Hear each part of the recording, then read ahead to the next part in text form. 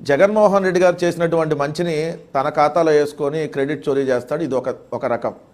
రెండు, చంద్రబాబు నాయుడు గారు చేసినటువంటి చండాల పనుల్ని, ఆయన చేసే దుర్మార్గాలన్నింటినీ జగన్మోహన్ రెడ్డి గారి మీద, జగన్మోహన్ రెడ్డి గారి ప్రభుత్వం మీద నడతాడు.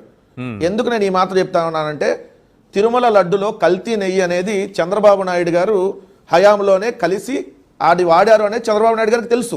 అవును. ఎందుకు ఏఆర్ డైరీ ద్వారా సప్లై చేసిన నెయ్యిని రిజెక్ట్ చేసి మళ్ళీ ఏదైతే వైష్ణవి డైరీ అలియా సంగం డైరీ ద్వారా వాడారో అది ఆగస్టు నెలలో. కానీ చంద్రబాబు నాయుడు గారు స్టేట్మెంట్ ఇచ్చింది ఎప్పుడు? సెప్టెంబర్ నెలలో. అంటే కల్తీ ఆయన చేసి దాన్ని జగన్ గారి మీద నెట్టే ప్రయత్నం చేశాడు. ఇది పాయింట్ నెంబర్ 1.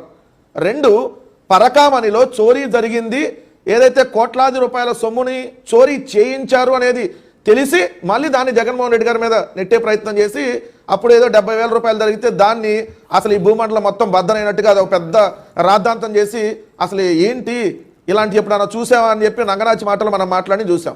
అంటే ఇక్కడ రెండు అంశాలు మీరు కంపేర్ చేయాలి. ఆయనకు తెలుసు ముందే, ఆయనకు తెలిసే ఇవన్నీ చేస్తూ ఉంటాడు, పక్కనాల మీద నెట్టం. ఇప్పుడు ఇక్కడ మనం తీసుకున్నాం, ఒక పెంచలయ్యదే తీసుకున్నామా, లేదంటే చెన్నైలో ఉన్న కృష్ణకుమార్ తీసుకున్నామా, లేదంటే ఇలాంటి పెంచలయ్యలు, ఇలాంటి కృష్ణకుమారులు, వీళ్ళ వెనకాల ఉన్నటువంటి అసలైనటువంటి ఏదైతే పాత్రదారులు, అసలైనటువంటి దీనికి రూపకల్పన చేసినటువంటి ఎవరైతే ఈ పాత్రదారులు క్రియేట్ చేసినటువంటి సూత్రధారుల గురించి తెలుసుకుందామా? సార్, ఒక్కసారి దొంగతనం చేస్తే పట్టుకోలేదు అనుకోవచ్చు, 24 సార్లు దొంగతనం చేస్తే పట్టుకోకుండా ఉన్నారంటే అసలు ఇక్కడ వ్యవస్థ ఉన్నట్టా లేనట్టా? అంటే వ్యవస్థ ఉండి ఏదైతే 24 సార్లు దొంగతనం చేసినా పెంచలయ్యా అతను వదిలేశారంటే దీని వెనకాల ఎంతమంది ఉన్నారు, ఎంతమంది మీరన్న బందిపోటు దొంగలు ఉన్నారో ఆ దొంగల ముఠా ఉంది. ఎందుకంటే ఒక వ్యక్తి ₹1 కోటి బంగారాన్ని అతను దొంగతనం చేశాడు అని అంటే అది ఒక్క రోజులో జరిగేటటువంటి పని కాదు, దఫాలుగా జరిగింది.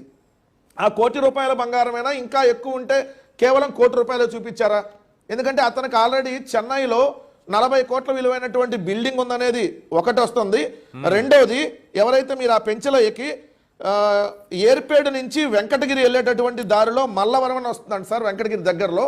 ఆ మల్లవరం దగ్గర ఏదైతే కొన్ని ఎకరాల పొలాల్ని రాయించుకున్నారో ఇతని చేత అనేది కూడా మనకు వస్తున్నటువంటి సమాచారం. నేను మళ్ళీ చెబుతున్నా, మల్లవరం అనేటటువంటి గ్రామం దగ్గర ఈ పెంచలయ్యకి సంబంధించినటువంటి పొలాలను కూడా రాయించుకున్నారు అనేది.